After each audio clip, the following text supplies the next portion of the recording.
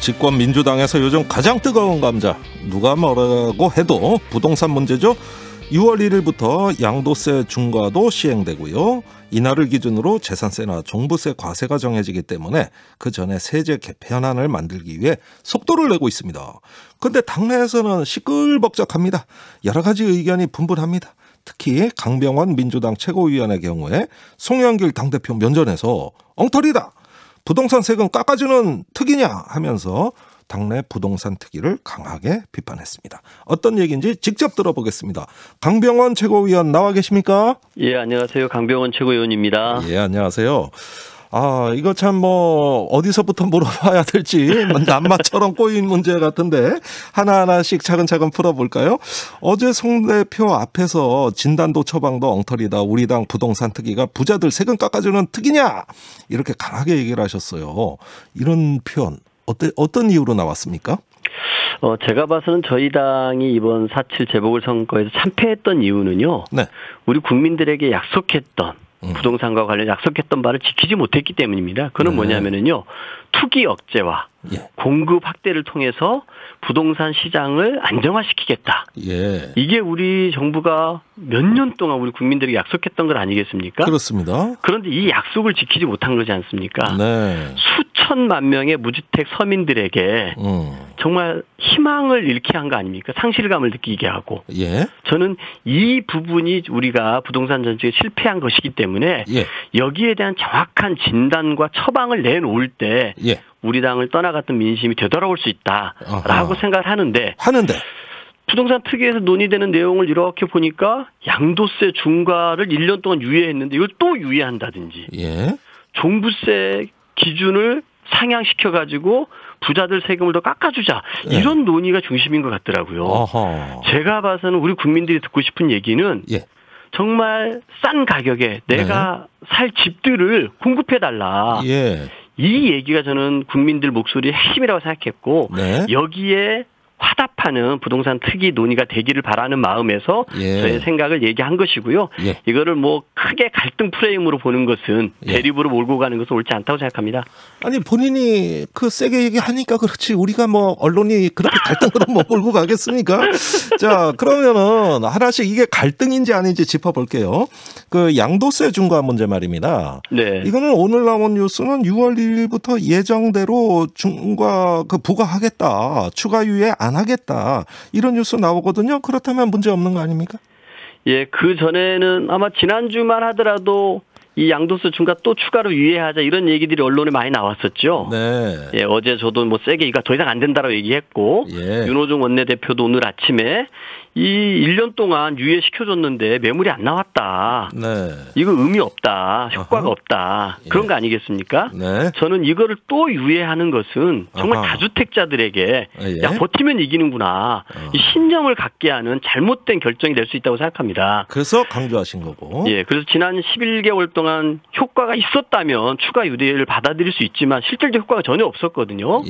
저는 이런 매물이 묶이는 현상이 발생하는 것은 이 양도세 중과하는 것을 개의치 않고 부동산 가격은 계속 오를 거야 라는 믿음 때문 아니겠습니까? 저는 그렇기 때문에 오히려 부동산 가격을 하향 안정화시킬 수 있는 이 획기적이고 상상도 못할 규모의 공급 대책을 정부가 발표해서 추진해가는 게 필요하다고 생각합니다. 공급 대책을 말씀하신 건 저희가 알고 있는데요. 일단 세금 문제부터 하고 그 얘기 여쭙겠습니다.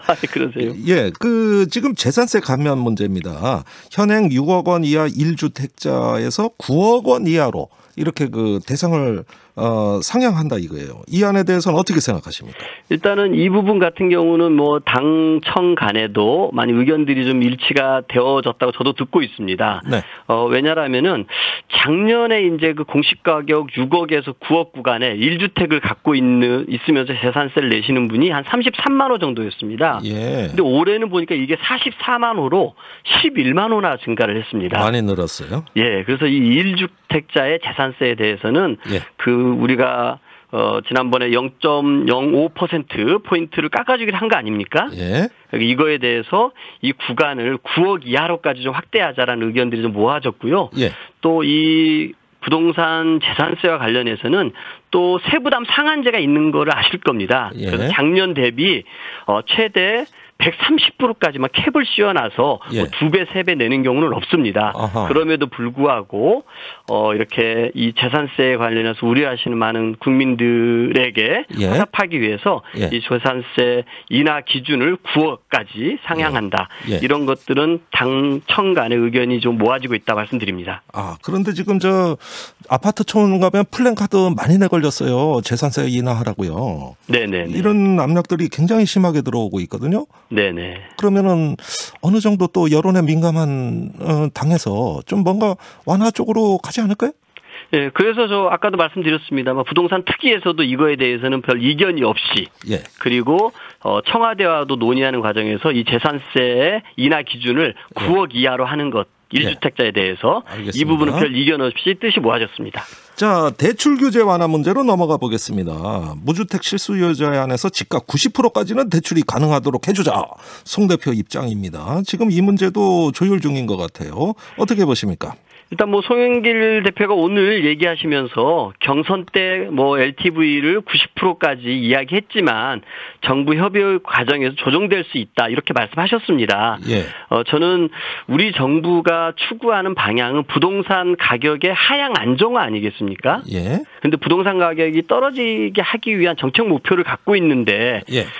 대출을 왕창 받아서 집을 사라고 하는 것은 좀 이 정책 목표랑 안 맞는 것 같아요. 어허. 저는 그런 의미에서 나중에 또 집값이 떨어질 수도 있는 거 아니겠습니까? 예. 그러면은 그 집값보다 대출금이 더 큰 경우가 발생할 수 있기 때문에 예. 이 대출 규제, 대출을 확 늘리는 문제는 예. 좀 신중해야 된다. 예. 그래서 문제 의식에는 저는 충분히 공감합니다. 예. 그래서 이 실수요자에게 어떻게 하면은 좀 더 좀 많은 길을 열어줄 것이냐에 대해서는 공감은 하지만 예. 이 LTV를 90%까지 풀자는 거에 대해서는 신중해야 된다고 생각합니다. 그럼 90%는 아니라 하더라도 네네. 그 밑에 어떤 뭐 60%, 70%, 80% 이런 안에 대해서는요.